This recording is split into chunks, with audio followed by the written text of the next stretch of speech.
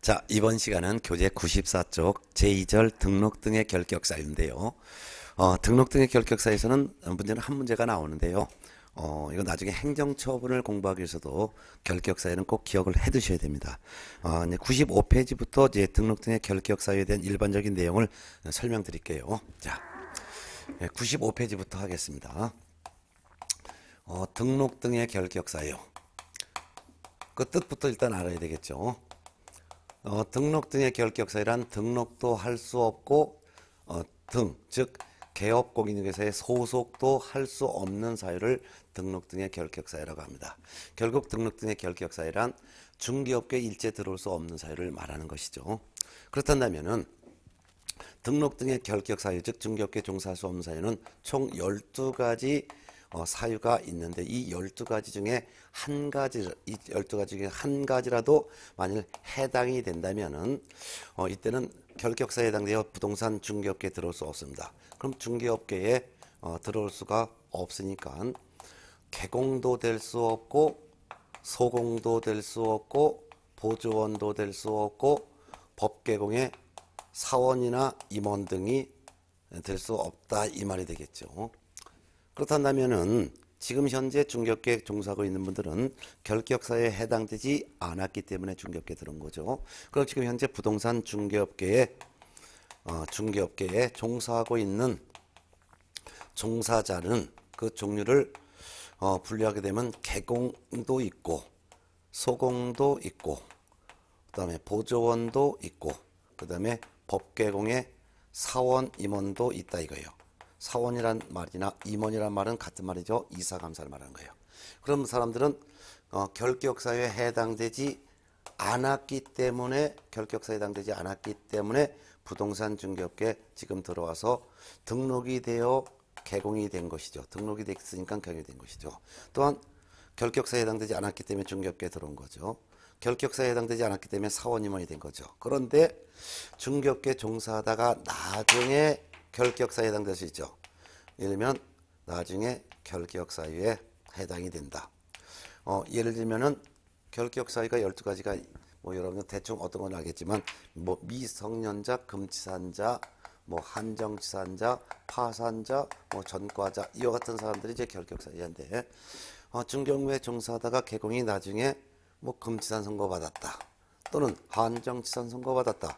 파산 선고받아서 파산자가 됐다든가 또는 징역형이나 금고형에 대한 실형을 선고받았다든가 또는 징역형 금고형에 대한 집행유예를 받았다든가 하면은 결격사유에 해당되죠. 그러면 결격사유에 해당되면 등록관청은 이 개공의 등록을 반드시 취소하여야 합니다. 등록 취소해야 되죠. 그럼 등록 취소 해야 되는데 결격사유에 해당이 됐다 해서 즉시 등록의 효력이 소멸되는 것은 아니고 등록 취소 처분까지 있어야지만 그때서야 등록의 효력은 상실된다는 것도 같이 알아두면 되겠죠. 네. 그런데 사원임원이 결격사유에 해당될 수 있죠.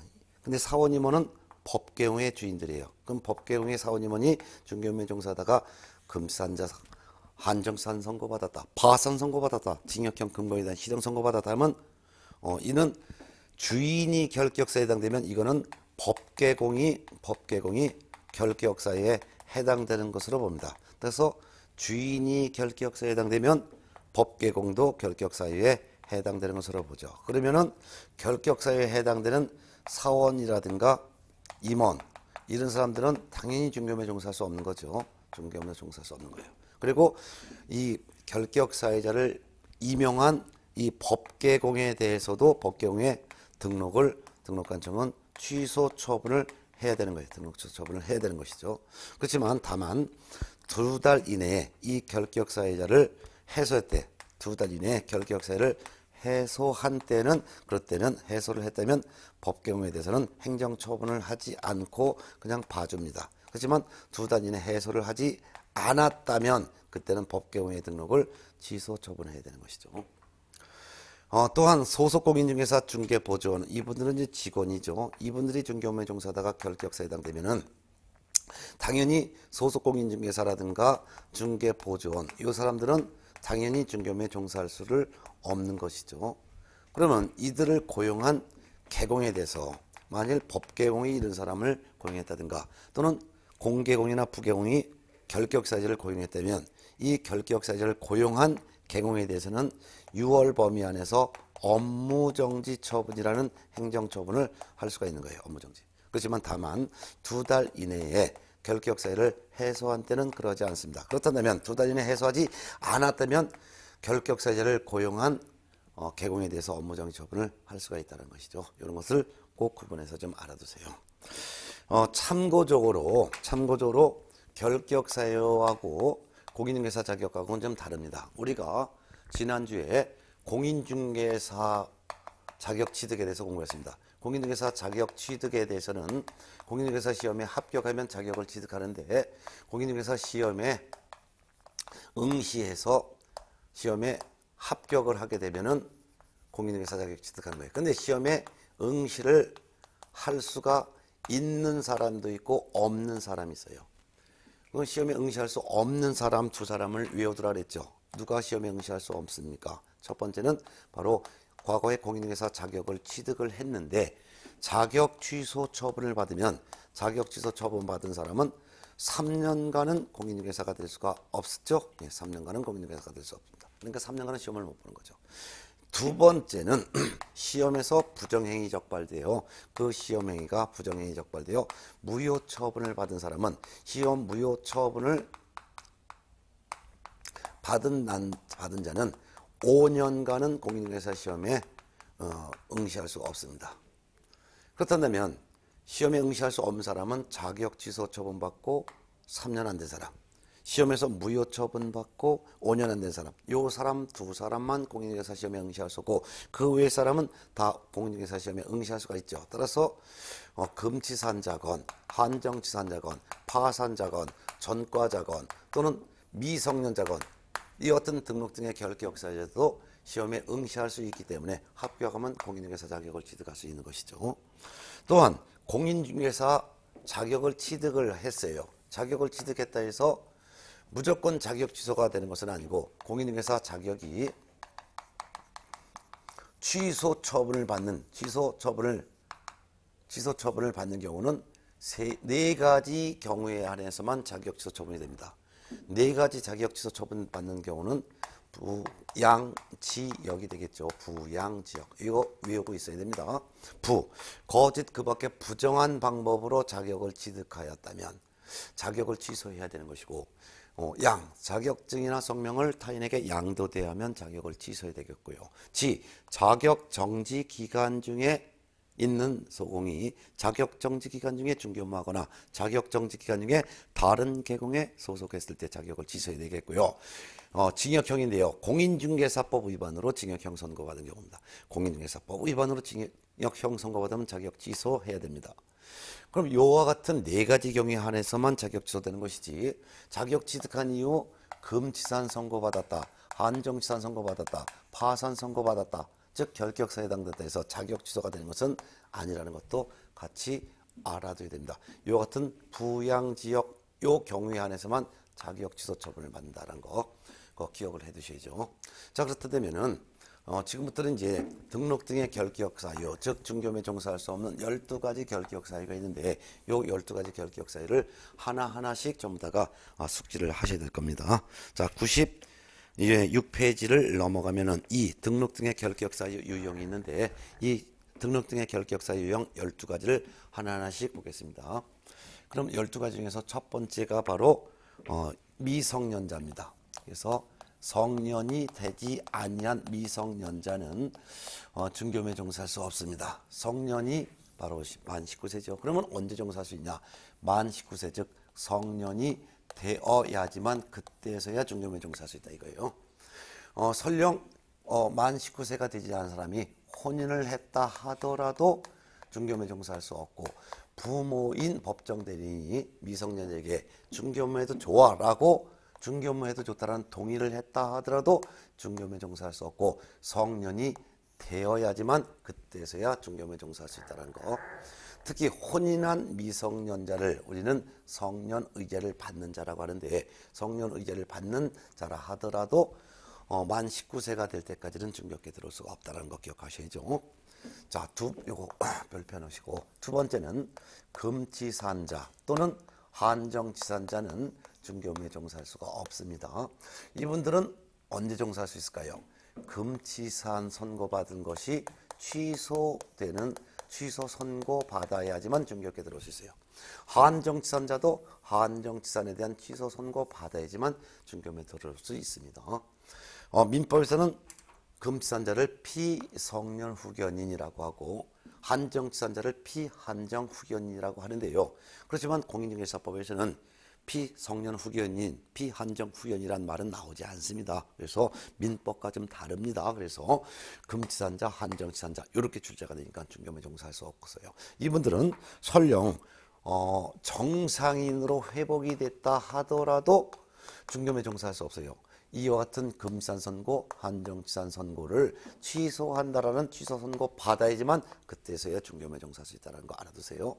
또한 법정 대리인인 후견인이 금치산자, 한정치산자 보고 중개업에 종사해도 좋다라고 동의를 했다 하더라도 중개업에 종사할 수 없고 취소 선고 받아야지만 중개업에 종사할 수 있다는 것을 기억해 두셔야 합니다. 네. 자, 세 번째는 파산 선고를 받고 복권되지 아니한 자는 중개업에 종사할 수 없습니다. 즉 파산자는 중개업에 종사할 수 없어요. 그럼 언제 종사할 수 있느냐? 이 사람은 복권이 되어야지만 중개업에 종사할 수 있습니다. 복권이 되는 시기는 법원으로부터 복권 결정을 받았거나 또는 파산 선고받고 10년이 경과되면은 복권이 된 것으로 봅니다. 이게 바로 복권이 되는 시점이에요. 복권 결정 또는 파산 선고받고 10년 경과되면. 그러면 파산 선고받고 복권되지 아니한 자는 중개업에 종사할 수 없기 때문에 복권되기 전까지는 일체 중개업에 종사할 수 없는 거예요. 그래서 아무리 채무를 변제를 했다 하더라도 복권될 때까지는 중개업에 종사할 수 없는 것이고 법원에 복권해달라고 신청을 했다 하더라도 복권될 때까지는 중개업에 종사할 수 없습니다. 자, 근데 이 파산자와 유사한 개념으로서 신용불량자가 있어요. 신용불량자는 이 사람은 파산자가 아니기 때문에 바로 중개업에 종사할 수가 있습니다. 종사 가능하죠. 뿐만 아니라 개인회생 인가 신청을 했거나 또는 인가 결정을 받았다 하더라도 이 사람은 파산자가 아니기 때문에 즉시 중개업에 종사할 수 있다는 것도 잘 알아두셔야 될 사항입니다. 파산자에 대해서 개념도 잘 알아두세요. 자, 그 다음에 이제 네 번째가 바로 이제 교재는 98쪽이 되겠습니다. 98쪽 상단에 보면 네 번째 금고 이상형의 실형을 선고받은 사람입니다. 금고 이상형은 징역형과 금고형 이를 말합니다. 징역형과 금고형. 물론 사형도 포함되지만 사형 선고를 받은 사람은 교도소의 수감 중에 교도소에서 사망을 하실 분이기 때문에 중개업에 종사할 가망이 없죠. 결국 금고 이상형은 금고형, 징역형 두 가지를 말하는데 이 금고 이상형에 대해서 실형을 선고받게 되면은 교도소에 수감되겠죠. 그러면 교도소에 수감됩니다. 수감되고서 집행이 이제 끝나겠죠. 집행이 끝난다는 것을 우리는 만기 석방됐다 그 말이에요. 그러면 예를 들어서 A라는 사람이 2017년도 1월 20일 날 징역 1년형의 실형을 선고받았다라고 가정을 해보겠습니다. 그러면 이 사람은 이날부터 1년 동안은 교도소에 수감하는 거예요. 그래서 딱 1년 동안 이때부터 1년 동안은 교도소에 수감되는 거죠. 이를 우리는 집행기간이라고 합니다. 집행기간이에요. 집행기간이에요. 집행기간이라는 것은 교도소에 수감하는 기간, 즉 수감기간을 우리는 수형기간이라고 돼요. 수형기간. 그래서 수형기간이란 말이나 집행기간이란 말이나 같은 말인데 교도소에 수감하는 거죠. 이 교도소 안에서 중개업은 당연히 할 수가 없겠죠. 그리고서 실형이 선고받고 나면서 이렇게 돼서 1년 동안 이렇게 교도생활을 합니다. 그리고서 석방이 됩니다. 그래서 첫 번째 집행이 종료됩니다. 집행이 종료됐다는 것은 수감 기간이 끝났다 이거죠. 그래서 만기 석방됐다 또는 만기 출소됐다라는 뜻과 같습니다. 그럼 집행이 종료되는 날짜가 언제냐? 2017년도 1월 20일 날 징역 1년형을 실형 선고받으면 이때부터 1년간은 교도생활하니까 석방되는 날짜가 2018년도 바로 1월 20일 날 밤 24시가 됩니다. 24시가 되면 그때서야 석방시켜줍니다. 뭐 특별 사면이라든가 가석방은 낮에 석방시켜주지만 만기 석방은 밤 12시 딱 되지만 그때서야 풀어줍니다. 그러면 요때까지 석방될 때까지도 중경에 종사할 수 없는 것이고 집행이 종료되고 나서도 3년간은 중경에 종사할 수 없습니다. 결국 징역 1년형의 실형을 선고받으면 이 징역 1년형의 실형을 선고받은 날부터 총 4년간은 중경에 못 들어온다 그 말이죠. 자, 그런데 중간에 집행이 종료되기 전에 미리 가석방되는 경우도 있습니다. 예를 들어서 한 이때쯤에 미리 가석방됐다라고 하겠습니다. 가석방. 만기 석방되기 전에 미리 석방되는 것을 가석방이라고 하죠. 그러면 나머지 잔여형이 있죠. 이 나머지 잔여형기를 다 끝마쳐야지만 그때서야 집행이 종료된 것으로 봅니다.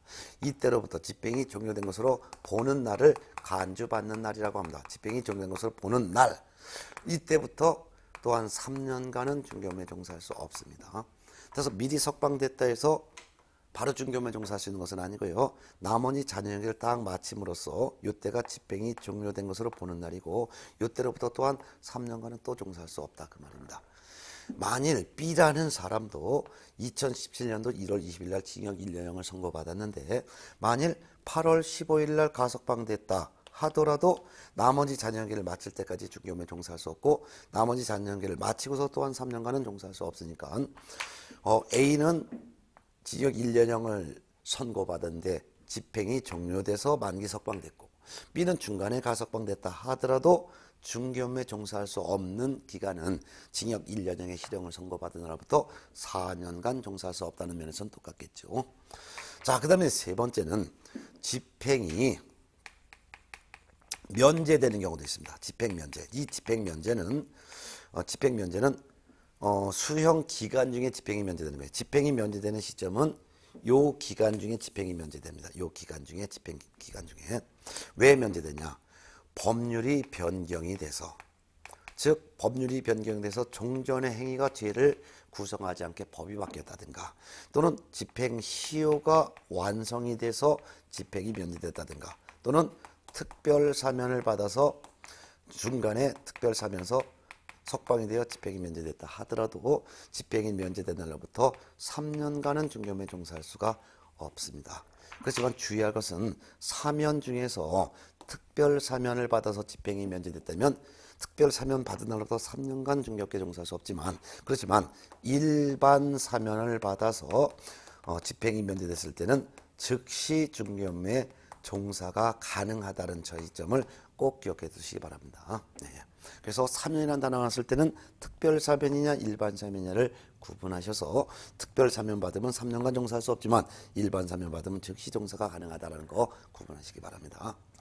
자, 그 다음에 이제 다섯 번째 사유가 금고 이상형은 맞는데 금고 이상형에 대한 집행유예를 받은 사람입니다.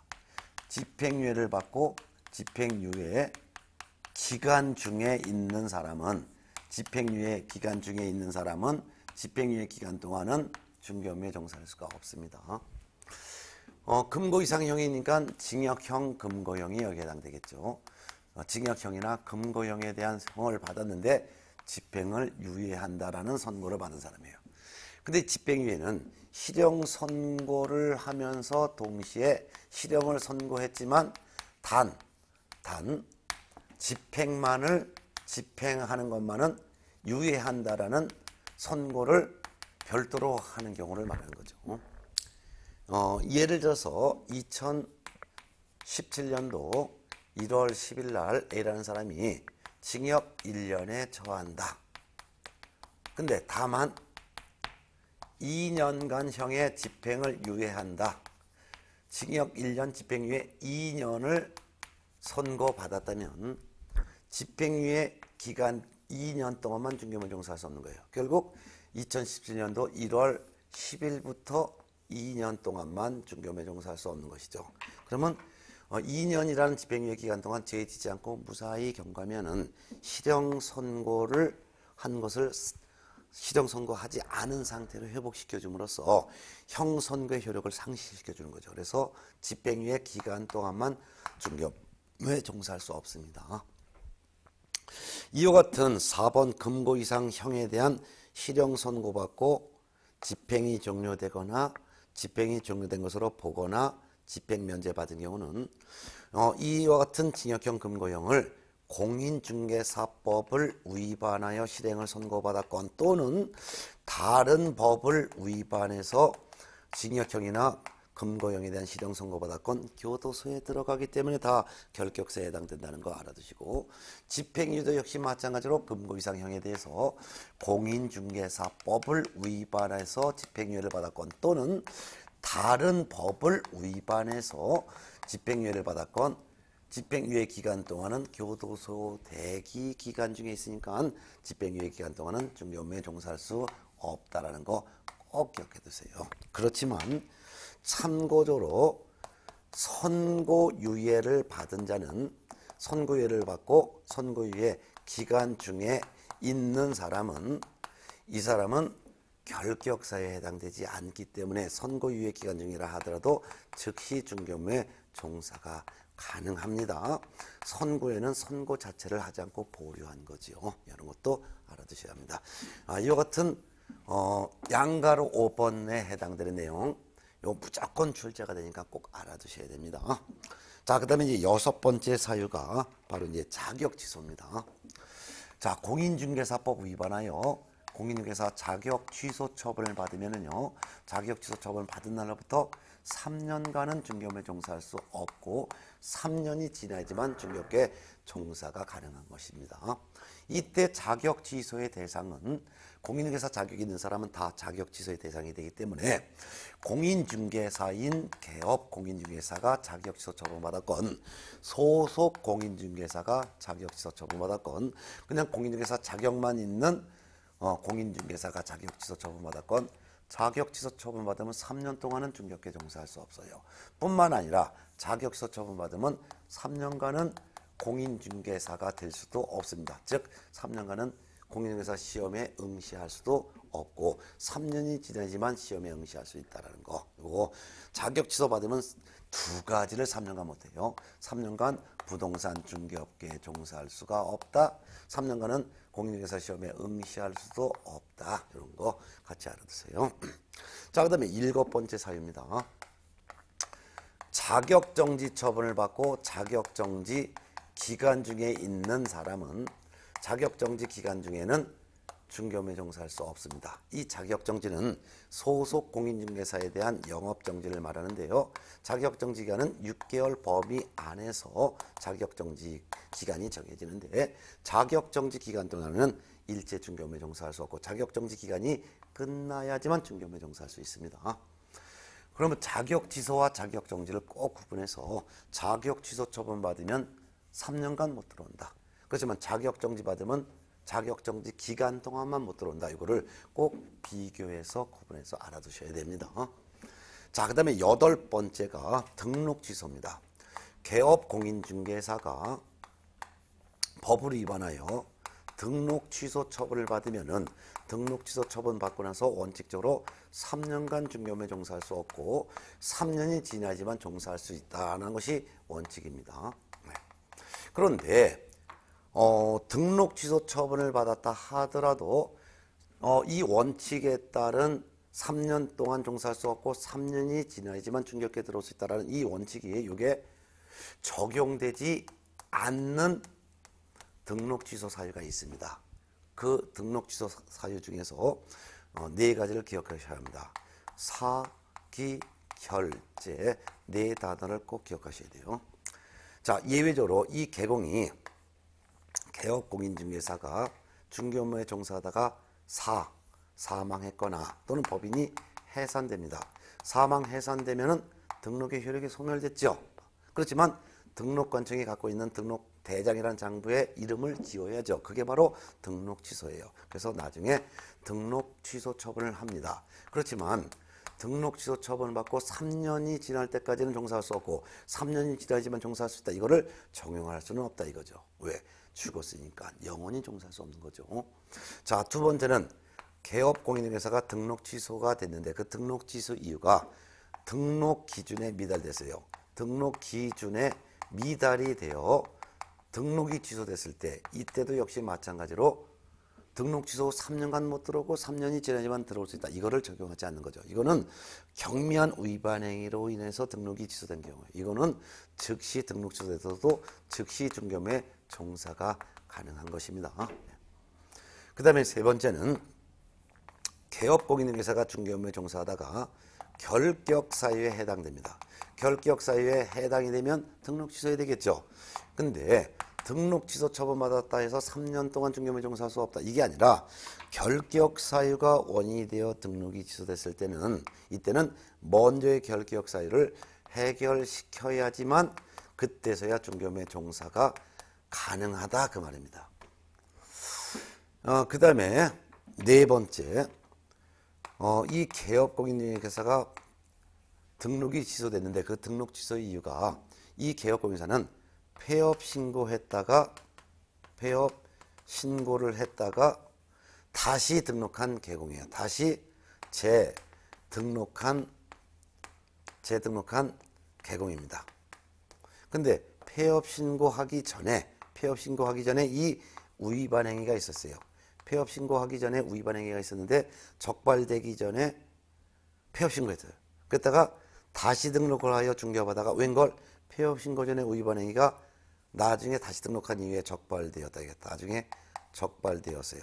그래서 누가 재등록한 개공이 폐업 신고 전에 위반 행위가 적발되어 이 재등록한 개공이 등록 취소 처분 받았을 때 이때는 등록 취소 후 3년 동안 중개업에 종사할 수 없는 것이 아니라 폐업 신고했다가 다시 등록할 때까지 이때까지 기간을 폐업 기간이라고 하죠. 폐업 기간은 빼줍니다. 그래서 3년에서 등록 취소 3년에서 빼준다. 이게 어떤 기간을 폐업 기간을 빼준다.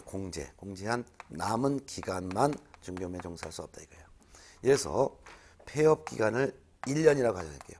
1년간 폐업했다가 다시 등록한 개공이 폐업 신고 전에 위반 행위가 적발되어 등록이 취소됐을 때는 등록 취소 3년에서 폐업 기간 1년을 빼니까 결국은 등록 취소 후 2년간만 중개업에 종사할 수가 없다. 이걸 적용한다 이거죠. 그러면 등록 취소가 되었을 때 등록 취소 이유가 이같이 네 가지요. 사망, 해산으로 등록이 취소됐을 때는 영원히 종사할 수 없는 것이고 등록 기준이 미달되어 등록 취소됐을 때는 즉시 중개업에 종사할 수 있는 것이며 결격 사유에 해당이 되어 등록이 취소됐을 때는 먼저의 결격 사유만 해결하면 중개업에 종사할 수 있는 것이고 재등록한 개공이 등록 취소가 됐는데 그 이유가 폐업 신고 전에 위반 행위 때문에 재등록 개공이 등록 취소됐을 때는 등록 취소 후 3년에서 폐업 기간을 공제한 기간 동안만 중개업에 종사할 수 없다라는 거. 요 사기 결제를 이유로 등록이 취소됐을 때는 등록 취소 3년을 적용하는 것이 아니라 각각 달리 해석을 하고 그 외 나머지 이유로 등록 취소된 경우에는 등록 취소 3년의 결격 기간이 적용됩니다. 예를 들면은 이중 등록했다는 것 때문에 등록 취소됐으면 3년간 중개업에 못 들어올 수 있는 거고요. 등록증을 양도했기 때문에 등록 취소되면 이것도 등록 취소 3년간 중개업에 종사할 수 없는 것이고요. 개공이 이중 소속을 했다는 것 때문에 등록 취소돼서도 등록 취소 3년간 중개업에 종사할 수 없는 것이고요. 그 다음에 업무 정지 기간 중에 중개업마다 적발되어 등록 취소돼도 3년간. 그 다음에 자격 정지 기간 중에 있는 소속 공인중개사에게 중개업을 하라고 일을 시킨 게 적발되어 개공이 등록 취소 받아도 등록 취소 3년. 뭐 업무 보증을 설정하지 않고 중개업만 한 것이 적발되어 등록 취소돼도 등록 취소 3년. 뭐 이와 같이 나머지 이유로 등록 취소된 것은 전부 다 싸그리 3년인데 사기 결제를 이유로 등록 취소된 경우만 등록 취소 후 3년의 결격 기간을 적용하지 않고 달리 해석해서 적용한다는 것을 꼭 기억해 두셔야 되겠죠. 예. 자, 그 다음에 이제 9번째 사유가 업무정지입니다. 자, 개업 공인중개사에 대한 영업정지가 바로 업무정지인데요. 개업 공인중개사가 업무정지 처분을 받았어요. 그러면 업무정지 기간이 있겠죠. 업무정지 기간 중에 설령 폐업을 했다 하더라도 업무정지 기간 동안은 중개업에 종사할 수 없는 거예요. 폐업을 했어도. 예를 들어서 1월 10일부터 5월 9일까지가 업무정지 기간이다. 근데 이쯤에 예를 들어서 2월 20일쯤에 폐업 신고했다 하더라도 업무정지 기간 중에는 일체 중개업에 종사할 수 없다. 그 말입니다. 네. 그 다음에 10번째를 보겠습니다. 10번째. 이거는 법개공의 사원 임원에게 적용되는 건데요. 법인인 개업 공인중개사가 있다라고 가정하겠습니다. 갑이라는 법인인 개업 공인중개사가 있다라고 가정하면 법개공은 비생명체이기 때문에 법개공이 직접 중개업무를 할 수는 없습니다. 그래서 법개공을 대신해서 중개업무를 할 자연인이 필요한 거죠. 그러면 법개공을 대신해서 중개업무를 하는 자연인은 법개공의 대표자가 있겠고 임원이나 또는 사원이 있겠고 또한 소속 공인중개사나 중개보조원이 있겠죠. 이분들이 법개공을 대신해서 중개업무를 하는 자연인이 되겠습니다. 근데 이분들이 예를 들어서 2017년도 1월 10일 날 이분들이 업무정지에 해당하는 위반 행위를 했습니다. 그럼 업무정지에 해당되는 위반 행위를 한 당시의 이 법인의 자연인들이 대표자, 임원사원, 소공보조원이 있는데 대표자가 A라고 하고 임원사원은 B라고 하고 소공을 C, 보조원을 D라고 가정하겠습니다. 이분들이 2017년도 1월 10일 날 업무정지에 해당되는 위반 행위를 한 당시의 법개공의 자연인이었어요. 이분들이 업무정지에 해당되는 행위를 했지만 이 업무정지에 해당되는 행위를 한 것은 이들 자연인이 했지만 업무정지 처분은 법개공이 업무정지 처분을 받게 되는 거예요. 업무정지 처분은 개공에 대한 행정처분이기 때문에 이 법개공이 업무정지 처분을 받는 거예요. 그러면 업무정지 기간이 이래서 3월 10일부터 예를 들어서 5월 9일까지 업무정지 기간이라고 가정할까요? 그러면 이게 바로 업무정지 기간 얘기죠. 업무정지 기간 중에는 법개공으로 명의로는 아무런 중개업무 할 수도 없어요. 뿐만 아니라 업무정지에 해당하는 위반 행위를 한 당시에 있었던 법인의 자연인 중에서도 법인과 같이 책임을 지는 주인들, 대표자, 임원사원도 역시 법인의 업무정지 기간 동안은 이때부터 이때까지는 중개업에 종사할 수 없는 거죠. 같이 책임지기 때문이죠. 그렇지만 주의할 것은 업무정지에 해당하는 위반 행위를 한 당시에 있었던 자연인 중에서도 소속 공인중개사와 중개보조원 이분들은 소공과 보조는 직원이기 때문에 법인의 업무정지 기간 중이라 하더라도 퇴직을 한다면 바로 업무정지 기간 중에도 중개업무에 종사가 가능한 것입니다. 또한 업무정지에 해당하는 위반 행위를 한 당시에 있었던 요 주인들만 법인의 업무정지 기간 동안 중개업무를 못하는 것이지 업무정지에 해당되는 행위는 1월 10일 날 했어요. 그런데 2월 5일 날 이 법인의 새로운 임원이나 또는 새로운 사원이 임명됐다. 이러면은 누구냐? E라는 사람.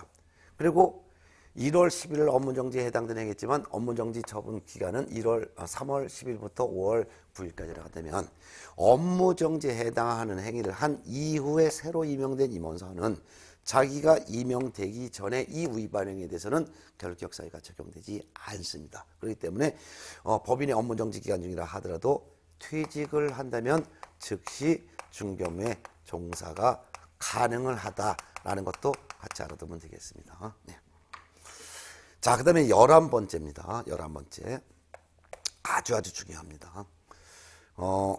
이거는 공인중개사법, 이 법 하면 공인중개사법을 위반하여 벌금형을 선고받았는데 벌금 액수가 300만 원 이상이라면 300만 원 이상의 벌금형을 선고받으면은 벌금형 선고받은 날부터 3년간은 중개업에 종사할 수 없습니다.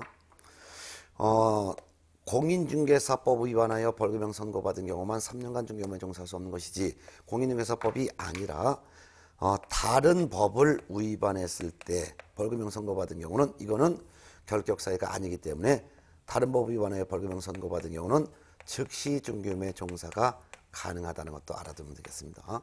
특히 이 법, 즉 공인중개사법을 직접 위반해서 300만 원 이상의 벌금형을 선고받은 사람만 벌금형 선고 후 3년간 중개업에 종사할 수 없다는 것이지 개공이 직접 법을 위반한 것이 아니라 소속공인중개사나 중개보존의 위반 행위 때문에 소속공인중개사 중개보존을 고용한 개업공인중개사가 양벌 규정의 적용을 받아 벌금형을 선고받았을 때도 결격사유가 적용되지 않습니다. 그래서 직접 공인중개사법을 위반하여 300만 원 이상 벌금형 선고받은 자만 벌금형 선고 후 3년간의 결격사유가 적용된다는 거. 자, 마지막 12번째는 아직 등록을 하지 않은 법인이 있어요. 중개사무소 개설 등록을 하고자 하는 법인이 지금 있는데 이 법인에 사원 임원 중에서 결격 사유에 해당하는 자가 사원이나 또는 임원으로 있다면 그 법인은 등록 신청 자체를 할 수가 없는 것입니다. 한 명의 사원 임원이라도 결격 사유자가 사원 임원으로 있다면 그 법인은 중개사무소 개설 등록을 신청할 수 없는 거예요. 요 같은 총 12가지 결격 사유를 머릿속에 다 암기를 하셔야 될 것입니다. 자, 그렇게 해서 결격 사유를 정리를 해 드렸습니다. 자, 그러면은 교재 103쪽에 보면 큰 3번 개업 공인회사 등이 결격사유에 해당하는 경우 그 효과가 이렇게 나와 있죠. 아까 말씀드린 거예요.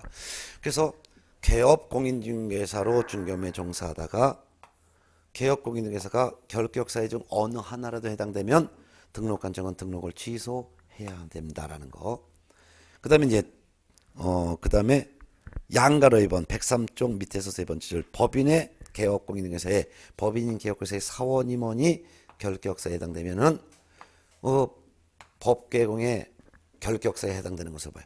주인이 결격사에 해당되면 법개공이 결격사에 해당되는 것으로 봐서 법인의 등록을 취소해야 된다. 다만 그 2달 이내에 결격사유를 해소를 한 때는 행정처분하지 않는다. 해소를 했다면 행정처분하지 않고 2달 이내 해소하지 않았을 때는 법개공의 등록을 취소해야 된다는 거.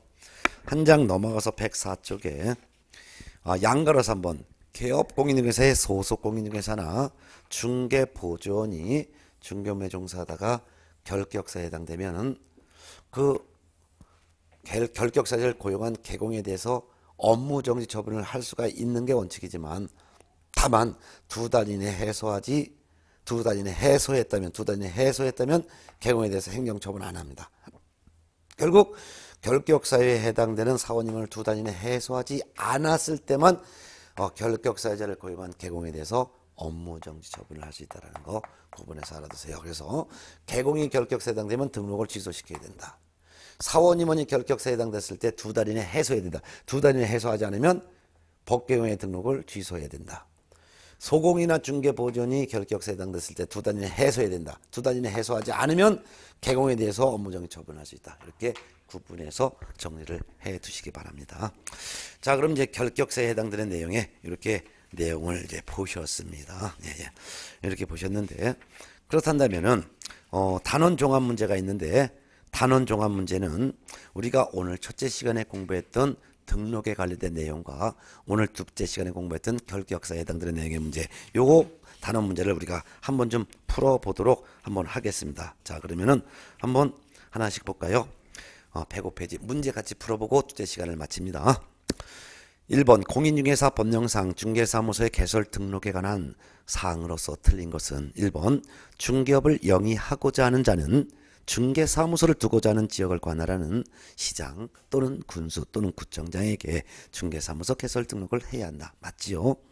2번 등록관청이 중개사무소 개설 등록을 한 때는 국토교통부 령이 정하는 바에 따라 중개사무소 등록증을 교부해야 됩니다. 맞죠? 등록증은 서식이죠. 서식은 전부 국토교통부 령으로 정하니까 등록관청은 등록을 한 때는 등록증을 교부하는데 그 등록증이 바로 국토교통부령에 규정되어 있으므로 국토교통부령이 정하는 바에 따라 중개사무소 등록증 교부해야 된다. 맞죠? 3번 개업공인중개사는 교부받은 등록증을 잃어버리거나 또는 그 등록증이 못쓰게 된 때는 국토교통부령이 정하는 바에 따라 등록관청에 재교부 신청을 할 수 있습니다. 맞죠? 재교부 신청할 때는 재교부 신청서라는 서식을 등록관청에 제출해야죠. 서식은 전부 국토교통부령이 정하니까 옳은 말이죠. 4번 중개사무소 개설 등록을 할 수 있는 자의 기준 등에 관해서 필요한 사항은 대통령령으로 정한다. 맞죠? 등록 기준은 대통령령으로 정한다 그랬죠? 우리가 첫째 시간에 공부하면서 대통령령으로 정하는 기준 3가지를 외우라 그랬죠? 등사과 등 중개사무소 등 등록기준 대통령령으로 정한다. 4. 사무소 설치기준 및 분사무소 설치기준 대통령령으로 정한다. 과태료 기준 대통령령으로 정한다. 그 외 다른 기준은 국토교통부령으로 정합니다. 예. 그 다음에 5번 업무의 정지처분을 받은 개업공인중개사는 업무정지처분 기간 중에 당해 중개업을 폐업하고 다시 중개사무소에 개설 등록을 신청할 수 있다? 없다라고 해야죠. 업무정지 기간 중에 폐업은 할 수 있으나 그렇지만 업무정지 기간 중에 다시 등록을 할 수는 없습니다. 네. 업무정지 기간이 끝나야지만 다시 등록을 할 수가 있습니다. 틀린 것 답 5번이죠.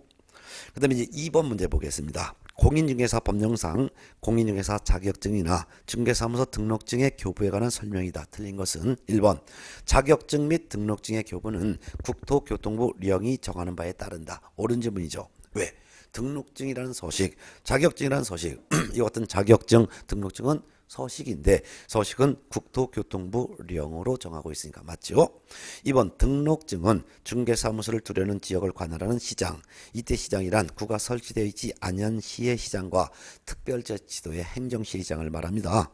또는 군수 또는 구청장이 교부한다. 맞죠? 등록증은 등록관청이 교부하는 거예요. 그럼 자격증은 누가 교부할까요? 자격증은 시도지사가 교부하고 중개사무소 등록증은 등록관청인 시군구청장이 교부합니다. 맞고요. 3번 자격증 및 등록증을 잃어버리거나 못 쓰게 됐을 때는 시도지사에게 재교부 신청한다. 자격증을 잃어버리거나 못 쓰게 됐을 때는 시도지사에게 재교부 신청합니다. 그렇지만 등록증을 잃어버리거나 못 쓰게 됐을 때는 시군구청장 즉 등록관청에 재교부 신청을 합니다. 그래서 3번이 틀린 거예요. 그래서 자격증을 잃어버리거나 못 쓰게 됐을 때는 시도지사에게 재교부 신청을 하고 등록증을 잃어버리거나 못 쓰게 됐을 때는 시군구청장 즉 등록관청에 재교부 신청한다 라고 해야 되겠죠. 정답 3번이고요. 4번 등록증을 교부한 관청은 그 사실을 공인중개사협회에다 통보해야 한다. 맞습니다. 개공의 증가 감소 변경에 대한 사항을 등록관청이 다음 달 10일까지 협회에 통보를 해야 할 것입니다. 5번 자격증 재교부를 신청하는 자는 당해 지자체 조례가 정하는 바에 따라 수수료를 납부해야 된다. 맞죠? 맨 처음에 등록증 자격증을 처음 받을 때는 내지 않아요. 시험 처음 응시할 때 응시 수수료를 냈기 때문에 합격하면 자격증을 처음 교부받을 때는 수수료를 납부하지 않습니다. 그렇지만 자격증을 잃어버리거나 못 쓰게 돼서 재교부 신청할 때는 당해 지자체인 시도 조례에서 정하는 수수료를 납부해야지만 자격증 재교부를 받을 수 있어요. 또한 등록증을 처음 교부받을 때는 수수료를 납부하지 않습니다. 그 이유는 등록 신청할 때 미리 등록 신청할 때 수수료를 납부했기 때문에 나중에 보증을 설정하여 신고만 하면 등록증은 공짜로 받습니다. 그렇지만 등록증을 잃어버리거나 못 쓰게 돼서 재교부 신청할 때는 중개사무소 소재지 시군 자치구 조례에서 정하는 수수료를 납부해야지만 등록증 재교부를 할 수가 있는 것이죠. 맞습니다. 결국 틀린 것은 3번이었습니다. 그 다음에 3번 문제를 한번 볼까요? 네, 3번. 공인중개사 법상 법인이 중개사무소 개설을 하려는 경우 그 등록 기준으로 옳은 것은 다른 법률에 따라 중개업을 할 수 있는 경우는 제외하고 문제를 풀겠습니다. 1번 건축물 대장에 기재가 된 건물에 100제곱미터 이상의 중개사무소를 확보할 것 틀렸죠. 중개사무소 면적은 제한이 없습니다. 면적 제한은 없어요. 그래서 중개사무소는 건축물 대장에 기재가 된 건물이거나 또는 준공검사 등을 받은 건물로 중개사무소를 확보하면 되고 가설 건축물 대장에 기재된 건물로 확보하면 안 됩니다. 그렇지만 면적 제한은 없습니다. 2번 대표자 심표, 심표라는 것은 대표자를 포함하여 그 말입니다. 대표자를 포함하여 임원사원 전원이 부동산 거래사고 예방 교육을 받았을 것 틀렸죠. 대표자를 포함해서 임원사원 전원이 실무수습을 포함하여 실무교육을 받았을 것이라고 해야 되죠. 실무교육입니다. 부동산 거래사고 예방교육이 아니라 실무교육, 물론 실무수습을 포함하여 실무교육을 받았을 것 해야죠. 3번 협동조합 기본법에 따른 사회적 협동조합인 경우 자본금이 5천만 원일 것 틀렸죠. 사회적 협동조합은 비영리조합이니까 등록을 할 수 없습니다. 그래서 협동조합 기본법에 따른 그냥 협동조합인 경우 자본금이 5천만 원 이상일 것이라고 해야 되겠죠. 사회적이 빠져야 됩니다. 그래서 등록을 할 수 있는 법인은 상법상 회사로서 자본금이 5천만 원 이상인 법인이거나 또는 협동조합 기본법상 협동조합으로서 자본금이 5천만 원 이상이어야 합니다. 사회적 협동조합은 등록을 할 수가 없습니다. 따라서 협동조합 기본법에 따른 협동조합인 경우라고 해야죠. 예. 4번 상법상 회사인 경우에는 자본금이 5천만 원 이상일 것 맞죠? 예. 그래서 정답은 4번. 5번 대표자는 공인중개사여야 하며 여기까지 맞아요. 근데 대표자를 제외한 임원 사원의 2분의 1 이상이 공인중개사일 것 아니죠. 3분의 1 이상이 공인중개사일 것이라고 해야 되겠네요. 그 다음에 이제 4번 문제 보겠습니다. 공인중개사 법령상 이중 등록 및 이중 소속 금지에 관한 설명이다. 옳은 것을 모두 고른 것은 기억번 A군에서 중개사무소 개설 등록을 하여 중개업을 하고 있는 자가 A군에서 개설 등록하면 이중 등록에 해당한다. 맞습니다.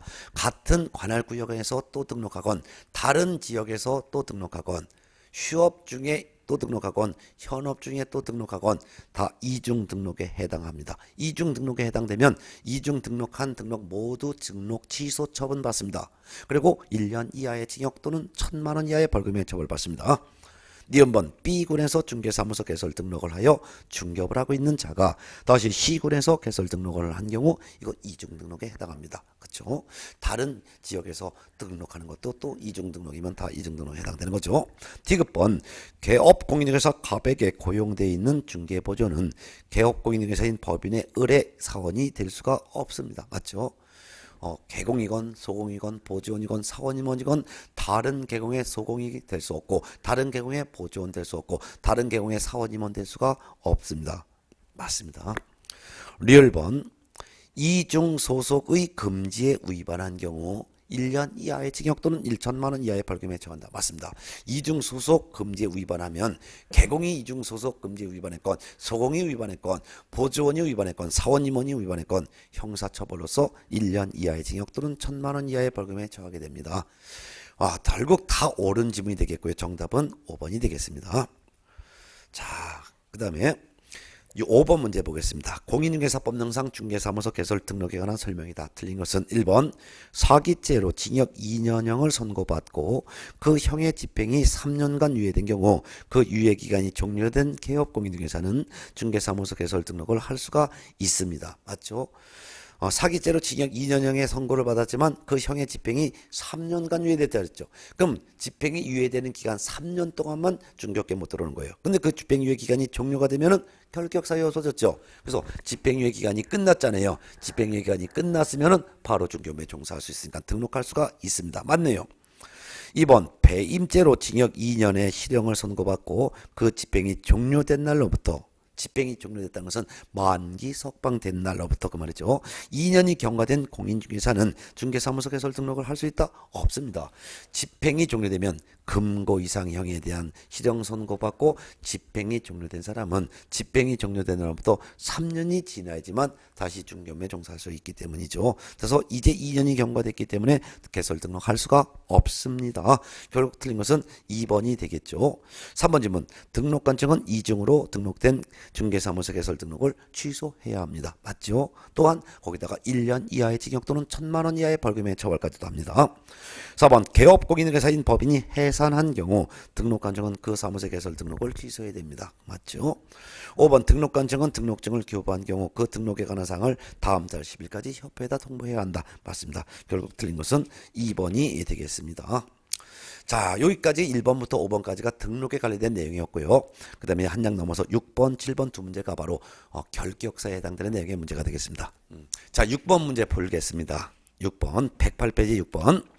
2015년 10월 23일 현재 공인중개사법령상 중개사무소 개설 등록 결격사유에 해당하는 자는 주어진 조건만 고려합니다. 1번, 형의 선고 유예 기간 중에 있는 자. 선고유예 기간 중에 있는 자, 선고유예는 형 선고받은 게 아니므로 결격사에 해당하지 않습니다. 2번 2009년 4월 15일 파산 선고받고 2015년 4월 15일 복권된 자. 복권됐으면 즉시 결격사에 해당된 거죠. 그러니까 2015년 4월 15일은 바로 복권됐기 때문에 2015년 10월 23일 현재는 이미 복권이 됐기 때문에 결격사에 해당하지 않습니다. 3번 도로교통법 위반하여 2012년 11월 15일 벌금 500만 원 선고받은 사람. 벌금형 선고가 결격사에 해당되려면 직접 공인중개사법 위반해서 300만 원 이상의 벌금형을 받아야지만 벌금형 선고 후 3년의 결격사유가 적용됩니다. 도로교통법 위반은 다른 법 위반이기 때문에 벌금형 선고를 이유로 결격사유는 적용되지 않습니다. 4번 거짓으로 중개사무소 개설 등록을 하여 2012년 11월 15일 개설 등록이 취소된 자. 등록 취소되면 3년 동안 결격사유에 해당되죠. 근데 등록 취소 이유가 사기 결제도 아니죠. 사망해산으로 등록 취소된 것도 아니다. 등록 기준을 이유로 등록 취소된 것도 아니다. 결격사유에 해당되어 등록 취소된 것도 아니다. 폐업부 재등록한 개공이 폐업 전의 행위로 등록 취소된 것도 아니니까 등록 취소 3년간 결격사예요. 그럼 2012년 11월 15일부터 3년이면 2015년 11월 14일까지가 결격사에 해당되는 기간입니다. 그렇다면 6번 문제 2015년 10월 23일 현재는 아직도 등록 취소 3년이 경과되지 아니한 결격사에 해당되는 거죠. 정답은 4번이 되겠습니다. 5번 2015년 4월 15일 공인중개사 자격이 정지된 자. 자격정지는 길어봤자 6개월 초과할 수 없습니다. 그렇다면 2015년 4월 15일부터 길어봤자 6개월을 초과할 수 없기 때문에 5, 6, 7, 8, 9, 10 10월 15일이면 이미 자격정지 기간 끝났지요. 10월 23일이면. 그래서 자격정지 기간이 끝났기 때문에 결격사에 해당하지 않습니다. 정답은 4번이 되겠습니다. 자, 7번 문제 봅니다. 공인중개사 법령상 등록 등의 결격사에 해당되지 않는 자는 1번 징역 1년에 집행유예 2년을 받고 1년 6개월이 경과된 자. 집행유예 2년을 받았으면 2년 동안 결격사유에 하죠. 근데 이제 1년 6개월 지났죠. 그럼 아직도 6개월의 결격사유에 해당하고 있습니다. 아직도 결격기간 안 끝났어요. 2번 파산 선고를 받고 채무를 전부 변제하여 법원에 복권을 신청한 자. 복권을 신청했다 하더라도 아직 복권된 것이 아니기 때문에 결격사유에 해당하죠.